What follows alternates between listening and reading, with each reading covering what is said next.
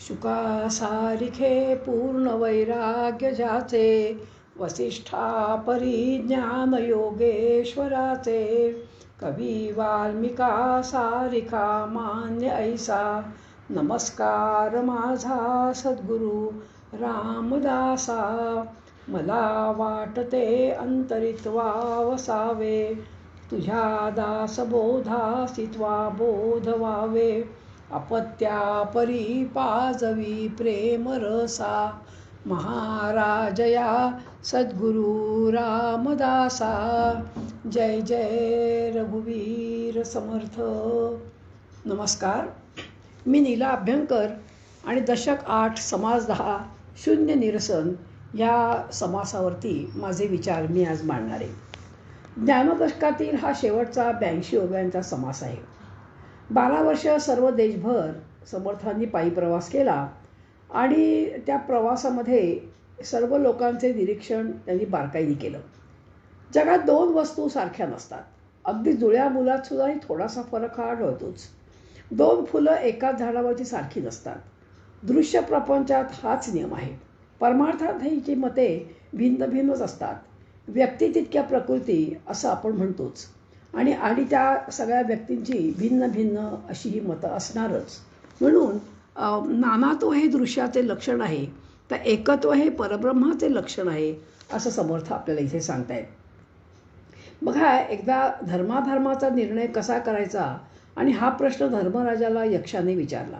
महाजनो येन गतः स पंथाः. थोर पुरुष ज्या मार्गाने गेले त्या मार्गाने जावे, म्हणून परमार्थात सत्संगती फार महत्त्वाची आहे. मागील समासामध्ये सिद्ध लक्षणे सांगून झाली. आपण ह्या समासामध्ये 1 ते 40 ओव्यांमध्ये प्रापंचिकाची भिन्न भिन्न मते आपल्याला समर्थ प्रथम स्पष्ट करत आहेत, ती आपण बघूया. बघा, लोकांचे अनुभव आणि त्यांची वेगवेगळी मतं यांचा विचार करताना ती परस्पर विरोधीच असतात. जसं एक म्हणती हा संसारू करिता पावी जाय पहिलं पारू, आपला नव्हे की जोजारू जीव देवाचे. म्हणजे ह्याच्यामध्ये काय म्हणतायत की प्रपंच करता करता त्यातून पार पडता येतं. कारण फक्त प्रपंचच करावा असं काही लोक म्हणतात, कारण ते काही आपले काम नाही. परमार्थ करणं हे काही आपलं काम नाही आहे, किंवा किंवा किंवा माझं पण काम नाही आहे. जीव जर देवाचा आहे तर तो आपोआपच पार पडतोच. एक पण तो असं करणं बरोबर नाही आहे, कारण संसार चालवताना, कुटुंबाचे पालनपोषण करताना काही वेळा लोभ निर्माण होण्याचे प्रसंग येतात. एक पण तो प्रपंच सुखनैव करावा. प्रपंचात वासना असतातच, त्यामुळे सद्गती मिळणारच नाही. मग त्यासाठी थोडा दानधर्म करावा. म्हणून 4थ्या ओवीत समर्थ म्हणतायत, एक म्हणती स्वभावे संसार करावा सुखे नावे. काही दानपुण्य करावे सद्गती करणे. पण मग काही जण म्हणतात पण दान करावं, पण अहो सत्पात्रे दान करावं म्हणतात ना. मग सत्पात्र तर काही मिळत नाही, कुठे दान करा. म्हणजे बघा, माणूस हा आपल्याला स्वतःला काही करायचं नाही आणि फसवत असतो. एक म्हणतो नाहीतरी संसार प्रपंच हा मिथ्याच आहे, खोटाच आहे. मग सरळ संन्यास घेऊन टाका आणि घ्यावं आणि वनात निघून जावं. स्वर्गाची दारं नक्कीच उघडतील. एक म्हणतो आपलं घरदार सोडून उगीचच कशाला कुठं जायचं आणि आपले विनाकारण पाय शिरवायचे. आपण गृहस्थ आहोत ना, काही नाही, गृहस्थ धर्म चांगला सांभाळावा. एक म्हणतो कसला धर्म घेऊन बसलात, सगळीकडे अधर्मच आहे. म्हणून असं मला वाटतं की जगात किती भली बुरी कामं चालतात. एक म्हणतो माणसाने आपली इच्छा चांगली ठेवावी. इच्छा वासना चांगली असेल तर हा भवसागर सहज तरून जाता येतो. एक म्हणतो हा भवसागर तरून जाण्यासाठी निष्ठा पाहिजे. निष्ठेने भगवंताची प्राप्ती नक्कीच होते. बाकी सर्वच फुकटची बडबड आहे. एक म्हणतो आपले आईवडील म्हणजे मातृदेवो भव पितृदेवो भव, अहो तेच आपले खरे देव आहेत. त्यांची मनोभावे निष्ठ्याने सेवा केली की झालं. मग आपल्याला नक्की आपला जो पालन करता विष्णू नारायण तो प्रसन्न होतो. एक म्हणतो अहो वेदशास्त्रांचा अभ्यास करावा. पण मग दुसरा म्हणतो की त्यात सांगितलेले नीतिनियमांचे आचरण करावे म्हणजे स्वर्गप्राप्ती होते. पण मग लगेच तिसरा म्हणतो पण वेदशास्त्रे इतकी आहेत, अहो ते वाचता वाचता आपलं आयुष्य संपेल. त्यापेक्षा साधूंना संतांना शरण जावं म्हणजे काम झालं. म्हणजे बघा 13व्या ओवीत समर्थ म्हणतायत, एक म्हणती अहो जना शास्त्र पाहता पूर्वेना. या कारणे साधूजना आपल्याला जे पटेल, जे सोपं आहे ते करावं असं प्रत्येकाची धडपड सुरू असते. एक म्हणतो सगळी वायफळ बडबड थांबवा. प्राणीमात्रांच्या विषयी दयाबुद्धी असावी म्हणजे झालं, बाकी दुसरं काही करायची गरज नाही. एक म्हणतो आपापला जो आचार धर्म असेल, म्हणजे गुण, आपला जो स्वधर्म असेल जो गीतेत सांगितला आहे तो आपण करावा की झालं. आपण त्याप्रमाणे आचरण करावं. म्हणजे बघा, आपण जर त्याप्रमाणे वागलो तर भगवंताची प्राप्ती निश्चित होईल. म्हणून 14व्या ओवीत समर्थ म्हणतायत की काही न करता एक म्हणते सांडा गोठी, वायाची करता चाहुटी, सर्वांचं कारण पोटी भूतदया. भूतदया येत नसेल तर काही करू नका, अंतकाळी नाम घ्या. आपण एक म्हणतो की अहो काही पूर्वपुण्य असेल ना तरच भगवंताचं नाम येईल, इतकं सोपं नाही नाम घेणं. नाहीतरी शेवटी माणसाला भ्रमच होत असतो. एक म्हणतो आपण जिवंत आहोत तोपर्यंत तीर्थयात्रा करून घ्याव्यात, जोपर्यंत अंगात ताकद आहे, हातात पैसा आहे, तोपर्यंत सबंध तीर्थया करून घ्याव्यात. दुसरा म्हणतो अहो काय त्या तीर्थात ठेवलं आहे, जिकडे तिकडे धोंडा पाणी आहे, कशाला जायचं. शिवाय तीर्थात स्नान करता करता खोल पाण्यात गेलो, दाका तोंडात पाणी जाऊन मरण्याची भीती आहे जास्त. त्यामुळे एक म्हणतो तुमचे बोल म्हणजे वाचाळपंची आहे, काही तीर्थाच्या महिमा. तिसरा म्हणतो बाबा असं कसं म्हणता, अहो तीर्थाचा महिमा आघात आहे. तीर्थक्षेत्रात देवाच्या दर्शनाने मोठमोठी पापसुद्धा नाहीशी होतात. म्हणून एक म्हणतो तीर्थयात्रा करावी तर एक म्हणतो तीर्थयात्रा करायची काही गरज नाही.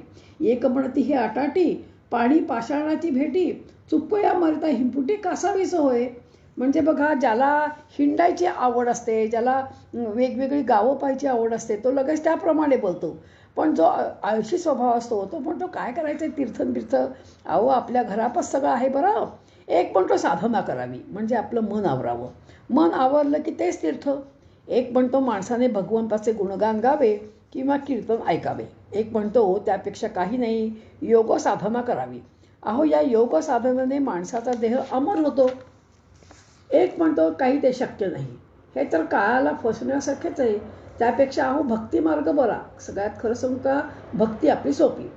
पण तेच तुकाराम म्हणतात की भक्ती म्हणजे सुळावरची पोळी आहे, इतकी सोपी नाही आहे. पण स्वतःला काहीच करायचं नाही म्हणून म्हणायचं भक्ती सोपी. मग जेव्हा भक्ती करायला लागतो तेव्हा लक्षात येतं की भक्ती सोपी नाही आहे. म्हणून 22व्या ओवीत समर्थ म्हणतायत, एक म्हणती ऐसे काय काळ वंचना करू नये, एक म्हणती धरावी सोय भक्ती मार्गाची. आपला भक्ती मार्ग सोपा, त्या मार्गाने जावं. एक म्हणतो काय नाही हो, भक्ती मार्ग जाऊन काही उपयोग नाही, ज्ञानमार्गाचा अवलंब करावा, कारण तो सगळ्यात श्रेष्ठ मार्ग आहे. एक म्हणतो आपण मुक्त आहोत, अशा प्रकारे सदा सर्व काळ व्हा.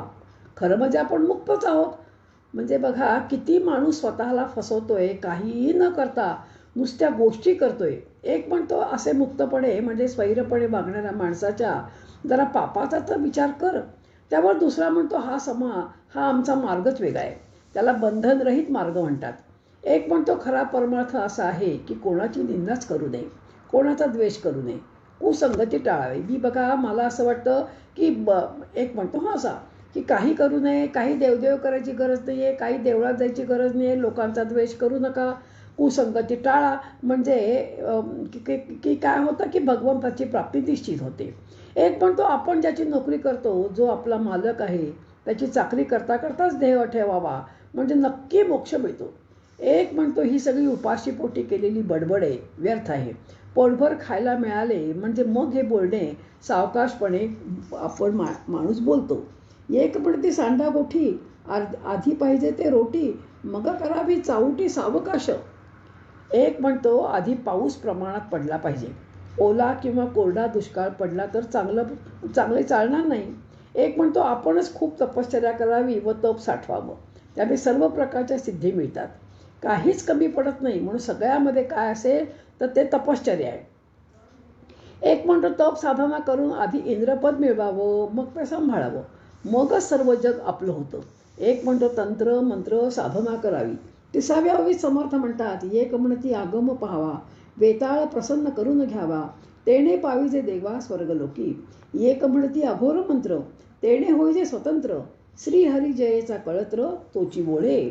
म्हणजे त्याच्या साह्याने वेताळाला प्रसन्न करावं आणि त्याच्या मदतीने जे आपल्याला स्वर्गात जाता येईल. एक म्हणतो अहो अघोरी मंत्राची सिद्धी प्राप्त करावी, ती खूप चांगली, त्यामुळे स्वातंत्र्य उपभोगता येतं. नाहीतरी आपण नारायणाचेच आश्रित आहोत ना, मग त्याची पत्नी लक्ष्मी आपल्याला प्रसन्न होणारच आहे. म्हणून लक्ष्मीचा भरोसा ठेवू नये असं काहींचं म्हणणं आहे. काहींचं म्हणणं आहे, एक म्हणतो की लक्ष्मीच्या पैशाच्या भोवती सर्वच लोक जमा होतात. असतील शीतप जमतील भूत अशी म्हण आहेच. त्याकरता इतर काही करावंच लागत नाही. म्हणजे एक म्हणतो, अहो लक्ष्मीचा म्हणजे पैशाचा गर्व होतो, तो फारच वाईट असतो, तो माणसाला संपवतोच. एक म्हणतो, आपण फक्त महामृत्युंजयचा जप करावा, त्याने सर्व संकल्प सिद्धीला जातात. एक म्हणतो, बटुक भैरवाचा मंत्र जपावा, त्याने सर्व ऐश्वर प्राप्त होतो. एक म्हणतो, झोटिंगाला प्रसन्न करावं, तो सर्व पुरवठा करतो. एक म्हणतो, अहो कंकंकाळी भद्रकाळी चांडाळी यांना प्रसन्न करावं, आपल्या मनाप्रमाणे काय हवे ते आपल्याला नक्की मिळतं. एक म्हणतो, खरं सांगू का, मी काय करतो की गणपती महादेव देवी भगवती या खूप लवकर प्रसन्न होणाऱ्या देवता आहेत. म्हणून जर तुम्हाला काही करायचं असेल ना, तर गणपतीची पूजा करावी, महादेवाला प्रसन्न करून घ्यावं. एक म्हणतो, मल्हारी मार्तंड खूप लवकर प्रसन्न होतो, तो माणसाला भाग्यवान बनवतो. पहा, आपण जसं तिरुपती बालाजी, मी मध्ये त्याच्याबद्दल ऐकत होते, असं म्हणतात की काही 100 वर्षापूर्वी त्या बालाजीकडे कोणी जायचं नाही, तो बिचारा एकटा त्या डोंगरावर होता. पण मग काही एखाद्याला म्हणजे असं होतं की जे जो नवस एखाद्याने बोलला तो त्याचा खरा झाला, लगेच तो दुसऱ्याला सांगतो, दुसरा तिसऱ्याला सांगतो. असं करता करता कर्णोपकरणी त्याचं महत्त्व वाढतं. आणि आज तुम्ही बघता आहात की बालाजीकडे तर मुळी उभं राहायला जागा नाही, 6-6 महिने तिथे जाण्याकरता म्हणून नोंदी झालेल्या आहेत. आता या कोविडच्या वेळेला काहीच ते सोडून द्या, परंतु एरवी बालाजीकडे जाणं इतकं सोपं नाही आहे. म्हणजे काय होतं की बालाजीची भक्ती सर्वश्रेष्ठ भक्ती मानली जाते. हे सर्व देवात श्रेष्ठ दैवत आहे आणि म्हणून तो लवकर पैसा देणारा, लवकर प्रसन्न होणार आहे, हे कर्णोपकरणी लोक ऐकतात. आणि मग लोक काय करतात की त्याच्या मागे धावत जातात. असा तुम्ही जर का एखादा या बालाजीची उपासना केली तर अहो पैशामुळे कमीच पडत नाही. एक म्हणतो, ही सर्व वृथा बडबड आहे, आधी काही पूर्वपुण्य पदरी असावी लागते आणि मगच सगळे घडतं. एक म्हणतो, असं काही नाही, माणसांनी प्रयत्नांची पराकाष्ठा करावी, सर्व काही होतं. एक म्हणतो, खरं सांगू का, गणपती पाण्यात घालून ठेवावा, आपण निवांत बसावं. एक म्हणतो, हा कसला देव, तो फक्त सज्जनांचाच अंत पाहतो, त्यांनाच त्रास देतो. आजही आपण जर का समाजात पाहिलं तर आपल्याला काय दिसतं, जे लबाड आहेत, जे जे खोटं बोलणार आहेत, जे मंत्री संत्री आहेत, वाटलं तसं खोटेपणाने कामं करतायत. पण त्यांच्याकडे गाड्या बघा, टी व्ही उघडा, पेपर उघडा आणि पेपरामध्ये काय दिसेल. मग सज्जनांना असं वाटतं आपण त्याचं प्रामाणिकपणे वागून जर ही सगळी कामं करतोय, पण आपल्या हाती काय पडतंय, काहीच आपल्याला पडत नाही. मग आता हे असं का वागावं, असा सुद्धा काहींच्या मनामध्ये आणि संशय येतो. म्हणजे एकंदर पाहता सर्व प्रापंचिक माणसं आपापली मतं मांडत असतात, अनुभव सांगत असतात. ही मतांतरं खूप आहेत, सर्वच येथे सांगणं फार कठीण आहे असं समर्थ सांगतायत. शेवटी कंटाळून काही म्हणतात, जे जे होईल ते पाहावे, आपण शांत राहावे, नाहीतरी काय, जे व्हायचं ते होतंच. आपल्याला प्रापंचिक माणसाच्या स्वभाव वैशिष्ट्याचे ज्ञान झाले. आता आपण ज्ञानी माणसांच्या अनुभवाचा योग्य विचार करूया. एक म्हणतो, माणसाने भक्ती करावी. 43व्या ओळीमध्ये समर्थ म्हणतायत की आपा असो हा स्वभाव, ज्ञातांचा कैसा अनुभव, तेही सांगितलेलं सर्व सावध ऐका. एक म्हणती करावी भक्ती, श्रीहरी देईल सद्गती, एक म्हणती ब्रह्मप्राप्ती कर्मेची होय. तुम्हाला ब्रह्म हवाय ना, ब्रह्माची प्राप्ती करून घ्यायची ना, मग माणसानं कर्म करीत राहावं, फळाची अपेक्षा ठेवू नये, त्याने ब्रह्माची प्राप्ती निश्चित होते. एक म्हणतो, जे ज्याचे भोग असतात ते त्याला भोगावेच लागतात. बघा, लोक तसं जर पाहिलं ना, तर ही पोपटपंची सगळ्यांना माहिती असते, सगळेजण हे करत असतात. त्यामुळे वागत किती असतात हा प्रश्न फार वेगळा आहे. जन्ममरणाच्या फेऱ्या जर चुकवायचा असेल तर काही नाही, फळाची अपेक्षा न करता तुम्ही कर्म केलं पाहिजे, असं काहींचं म्हणणं आहे. एक म्हणतो, माणसाला अहंकाराच्या उर्मी अज्ञानातून येत असतात, जोपर्यंत ते आहे तोपर्यंत त्या येणारच.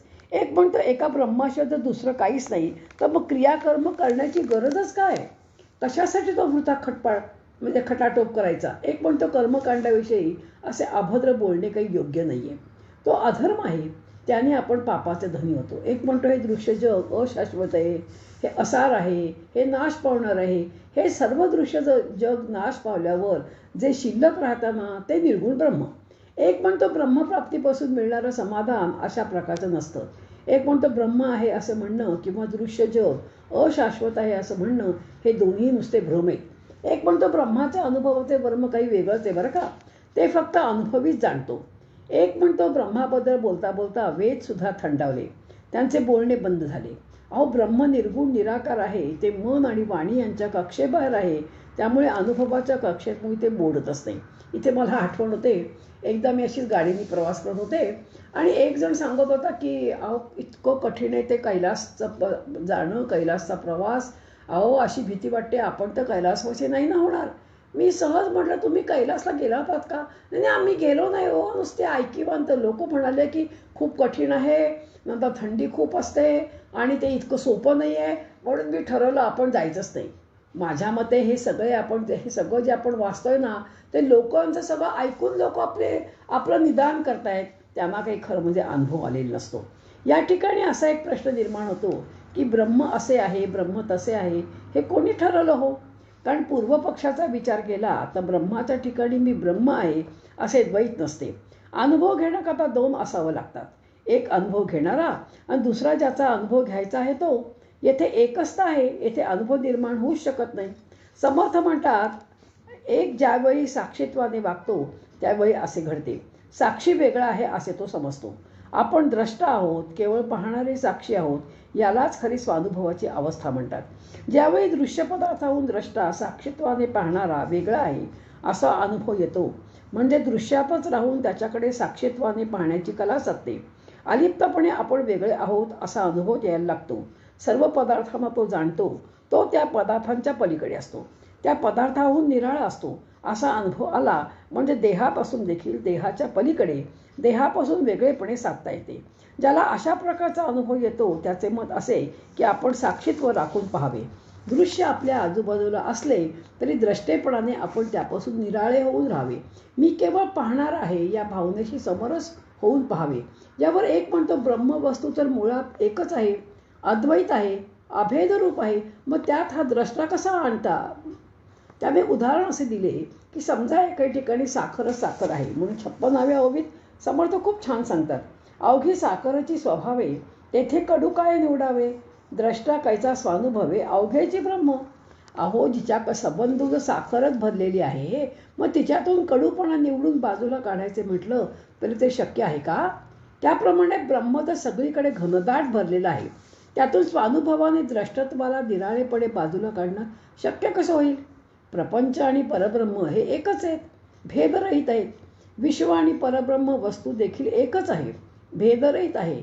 वेडे लोक विनाकारण भेद मानतात. विश्वरूप म्हणजे तो आनंदरूप परमात्मा. ज्याप्रमाणे तूप गरम केलं की ते पातळ होतं, पण थंड झाल्यावर पुन्हा घट्ट होतं, पण त्या तुपात काहीच फरक पडत नाही. पातळ असणारं तूप आणि घट्ट असणारं तूप हे ह्या दोन्ही तुपाचे गुणधर्मही सारखेच आहेत. त्याप्रमाणे परमात्मा स्वरूपाचे आहे. जळी, स्थळी, काष्टी, पाषाणी, आत बाहेर, वरती खाली, समुद्राच्या तळाशी, सर्व दूर हा हे परमात्मा स्वरूपच आहे. हे दृश्य विश्व म्हणजे परमात्मा स्वरूप स्वगुण रूपात आकाराला आले आहे. या ठिकाणी द्रष्टेपणाने वेगळं असं काय करता येईल? अर्थातच काही नाही. म्हणजे द्रष्टा व दृश्य दोन्ही मिळून एकच एक परमेश्वर आहे. मग द्रष्टेपणाची, साक्षीपणाची म्हणजे वेगळेपणाने गरजच काय? अशा प्रकारे येथे आपण दोन अनुभव पाहिले. पहिला अनुभव, द्रष्टा हा दृश्याहून वेगळा आहे, तो साक्षी भावाने दृश्याकडे पाहतो. दुसरा, द्रष्टा आणि दृश्य हे एकच आहे, वेगळे मूळ नाहीतच. आणि तिसरा, यापुढे तिसरा अनुभव असा आहे की सर्व दृश्य जगाचा आपण निराश करावा आणि त्यानंतर जे शिल्लक उरताना तेच ब्रह्म. म्हणून 59व्या ओवीत समर्थ म्हणतायत, म्हणून द्रष्टा आणि दृश्य अवघा एकची जगदीश, द्रष्टेपणाचे सायास कासयासी.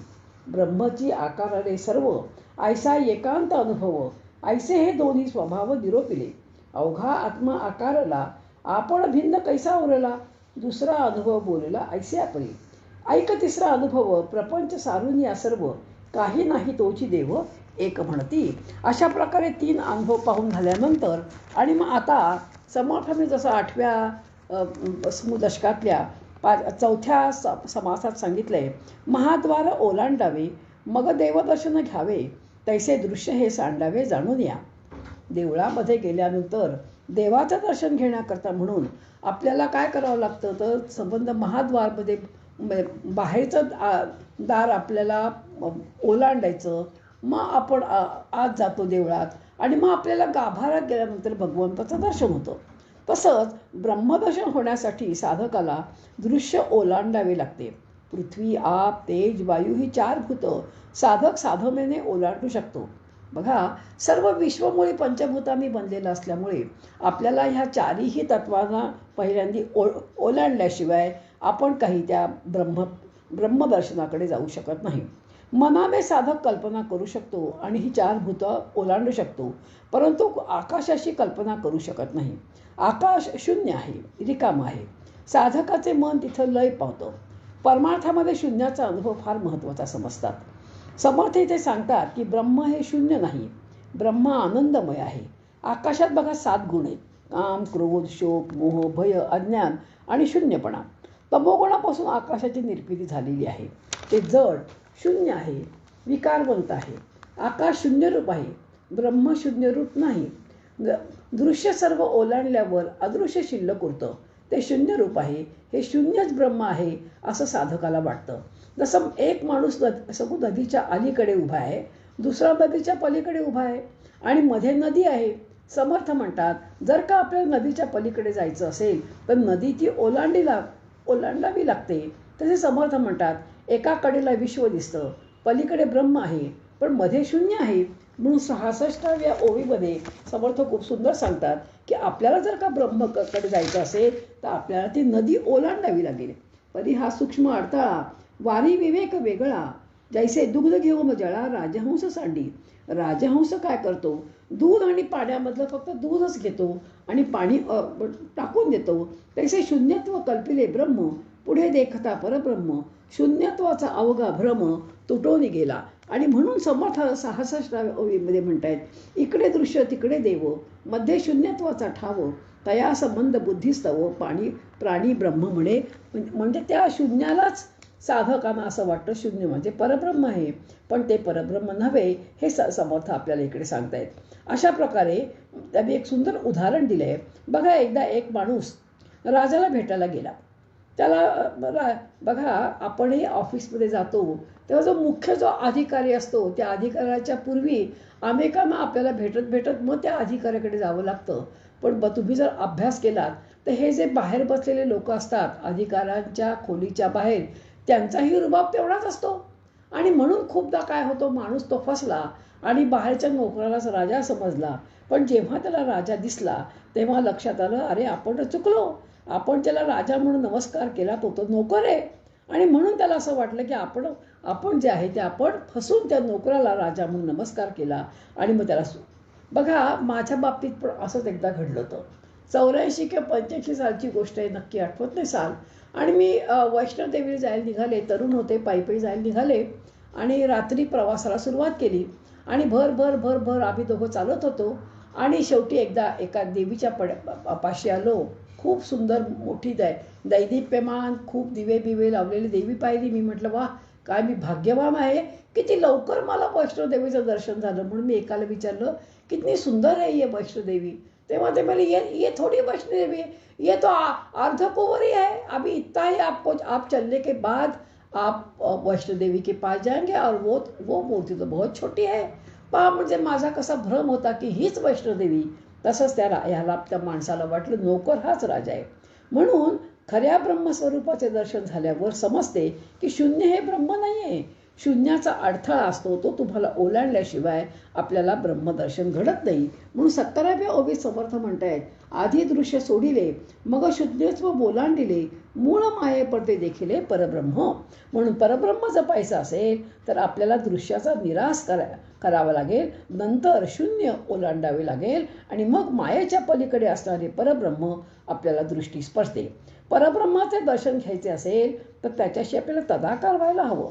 बघा, 75 ओळीमध्ये समर्थ म्हणतायत, शून्य म्हणजे परब्रह्म नाही. ते शून्य ना जाणीव व दृश्य ना नेडीव, ज्ञाप्ती मात्र भरीव परमामृत. चांगदेवाने बघा 1400 वर्ष आणि काळाला शून्य स्थितीमध्ये अनेक वेळेला परतवलं आणि म्हणून ते 1400 वर्ष जगले. तरी पण ते कोरेच होते. जेव्हा त्यांना ही छोटी मुक्ताबाई भेटली आणि त्या मुक्ताबाईच्या लक्षात आलं की हा 1400 वर्ष जगलाय, पण हा हा जो अज्ञानीच आहे. म्हणून शून्याच्या पलीकडे असणारं जे म्हणजे जे परब्रह्म आहे, त्या परब्रह्मापर्यंत आणून परब्रह्मातच नेऊन चांगदेवाला सोडल्यानंतर चांगदेवाला खरा आनंद, खरं समाधान मिळालं. आणि हे छोट्याशा ह्या मुक्ताबाईंनी केलं आहे. म्हणून समर्थ म्हणतायत हे शून्य म्हणजे म्हणजे परब्रह्म नाही. परब्रह्माचं समुदर्शन आपल्याला शून्य ओलांडल्यावरच मिळतं. जसं बघा, आपण गंगा सागराला मिळाल्यावर तिचं अस्तित्व संपतं. ती सागराशी मिळून जाते, ते एकरूप होते.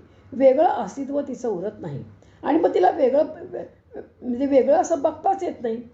म्हणजे तिला जर विचारलं, त्या गंगेला जर विचारलं की आम्हाला तुझं माहिती सांग, ती म्हणते आता मी वेगळी नाहीच आहे, मी सागरच झाले ना. आणि सागर झाल्यामुळे गंगा आणि सागर ही काही वेगळी राहत नाही, ते एकच होतात. म्हणून उपनिषदामध्ये स्पष्टपणे सांगितलं आहे की ब्रह्मविद ब्रह्मैव भवती ब्रह्म. हा ब्रह्म जाणणारा स्वतः ब्रह्मरूपच होतो. द्वैत ओलांडल्यावरच ब्रह्मदर्शन होतं. म्हणून संत म्हणतात की मनोबुद्धी अहंकार चित्ताविनाहम. मी मन नाही, मी बुद्धी नाही, मी चित्त नाही, तर मी म्हणजे कोण आहे? चिदानंद रूप शिवोहम शिवोहम. मी स्वतः सिद्ध आत्माच आहे. थोडक्यात काय, तर परब्रह्म होऊनच आपण परब्रह्माचा अनुभव घ्यावा. मिठाची बावली समुद्राची खोली बघायला म्हणून गेली तर ती सागरमय झाली. ती पूर्णपणे सागरामध्ये मिसळून गेली. मग ती वेगळी दिसेल का? जसा धगलोभी धन जन्मभर जपतो, स्वतः तर त्याचा उपभोग घेत नाही, पण दुसऱ्याला पण एकही कण देत नाही. अशा प्रकारे तो जन्मभर तो धन काय करतो? धनाचंच अनुसंधान ठेवतो. त्यामुळे मृत्यूनंतर तो द्रव्यच होतो. आता मेल्यावर त्याचा उपभोग दुसरे मात्र घेतात. तसा जीव ब्रह्माचं चिंतन करता करता करता ब्रह्ममय बनतो. तेव्हा त्याचा आनंद भाग्यशाली साधकांना उपभोगायला मिळतो. आणि अशा प्रकारे समर्थ आपल्याला ह्या समासामध्ये शून्य म्हणजे ब्रह्म नव्हे, शून्याच्या पलीकडे असणारं आणि परब्रह्म आहे. तर त्यामुळे आपल्याला तदाकार झाल्याशिवाय, त्याच्याशी अनुसंधान साठल्याशिवाय, जाताना खाताना उठताना बसताना झोपताना सतत त्याचं चिंतन केल्याशिवाय, आपल्याला हे शून्य ओलांडल्याशिवाय परब्रह्माचं दर्शन होणारच नाही. आपण वेगळेपणाने पाहू गेल्यास आपणाला दर्शन होईल ते शून्याचं होईल. म्हणून परमात्मा वस्तू जर पाहिजे असेल तर आपल्याला त्याच्याशी तदाकारच व्हावं लागतं. त्याच्याशिवाय आपल्याला दर्शन घडणार नाही. काल तुकाराम बीज झाली, म्हणून मला इथे तुकारामाचा अभंग म्हणूनच आजचा आपल्या ह्याचा शेवट करावा असं वाटतोय. बघा, या कोणाचा बरं हा जो प्रसिद्ध अभंग आहे, अणुरेणू या थोकडा तुका आकाशा एवढा, गिळूने सांडिले कलिवर भवभ्रमाचा आकार, सांडिली त्रिपुटी दीप उजळला घटी, तुका म्हणे आता उरलो उपकारापुरता. स्पष्टपणे हे सांगतायत तुकाराम महाराज. म्हणतायत की मी अणुरेणूपेक्षाही सूक्ष्म आहे, परंतु इथे आकाशाप्रमाणे विशाल आहे. माझी देहबुद्धी सुटली, कारण त्रिपुटी मी सोडली. आत्मज्ञान झालो, आत्मज्ञान मला झालं आहे. म्हणून खरं सांगू का, माझं जीवन जे आहे ते फक्त या मृत्यूलोकामध्ये, या देहामध्ये आता लोकोपकार करण्यासाठीच राहिलं आहे. आता मी चंदनासाठी, लोकांसाठी झिजणार आहे. म्हणून समर्थांनी पण आपल्याला हेच सांगितलं आहे. समर्थांनी खरं म्हणजे जीवन सगळ्यांसाठीच, सदा देव काजी झिजे देह ज्याचा, सदा राम नामे वदे नित्य वाचा, स्वधर्मेची चाले सदा उत्तमाचा, जगी धन्य तो दास सर्वोत्तमाचा. अशा प्रकारचं जीवन समर्थही जगले, लोकांच्या उपकारासाठीच जगले. आणि त्याच्यामुळेच आपल्याला हा इतका सुंदर दासबोध, आत्माराम, मनाते श्लोक हे आपल्याला अभ्यासाला मिळाले. असा सर्व सुंदरपैकी उपदेश करून समर्थांनी ज्ञानदशक इथे संपवलं आहे. जय जय रघुवीर समर्थ.